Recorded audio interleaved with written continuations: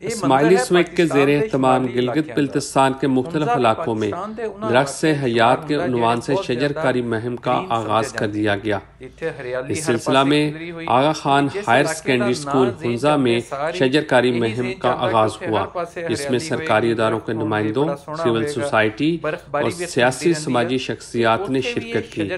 اس موقع پر اسماعیلی regional council Hunza کے صدر کرنل ریٹائرڈ امتیاز الحق نے بتایا کہ اسماعیلی کمیونٹی دیگر کمیونٹی کے ساتھ بہتر تعلقات، ماحولیاتی تبدیلیوں کے اثرات کو کم کرنے اور کرۂ ارض کی بہتری کے لیے شجر کاری مہم کا آغاز کر رہی ہے، جو کہ وزیر اعظم کے بلین ٹری سونامی کا حصہ ہے۔ 4 اپریل کو ہم ہنزا میں اسماعیلی سیوک ڈے منا رہے ہیں، اور اس سیوک ڈے کے موقع کے اوپر بیسیکلی اس کو ہم ایز اے کلائمیٹ ڈے منا رہے ہیں۔ اس کا بنیادی طور پہ مقصد یہ ہے کہ جو اسماعیلیز دنیا بھر میں جہاں پہ بھی ہیں، جن سوسائٹیز میں ہیں، سسٹر کمیونٹیز کے ساتھ ہیں، ان سب کے ساتھ جو ہے ایک اچھے ماحول میں رہتے ہوئے ہم سوسائٹی کے لیے، کرۂ ارض کے لیے، کلائمیٹ کے لیے ایک مفید کام کر لیں، سب کی جس میں سب کا وہ بینیفٹ ہو۔ تو اس سلسلے میں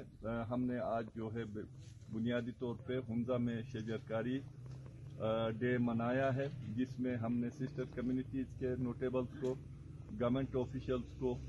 اور ہم امامتی ادارے کے جتنے عہدیدار ہیں، ہم نے ریجنل لیول اور اسکول لیول پہ پورے ہنزا میں، جہاں پہ AKES کے اسکولز میں، جماعت خانوں میں، اور جہاں پہ ہمارے ہیلتھ سینٹرز تھے، اور اس کے علاوہ جو کمیونٹی لینڈز جو تھی، وہاں پہ ہم میسیو لیول کے اوپر ever green and fruit trees جو ہے پورے ہنزا میں لگا رہے ہیں۔ یہ اس کے ساتھ ساتھ جو ہمارے پرائم منسٹر عمران خان کا ایک بلین سونامی پلانٹیشن کا کی جو ایک ایفرٹ ہے یا ڈرائیو ہے، ہم اس میں بھی اپنا شیئر جو ہے وہ اپنا کردار ادا کرنا چاہتے ہیں۔ Thank you much.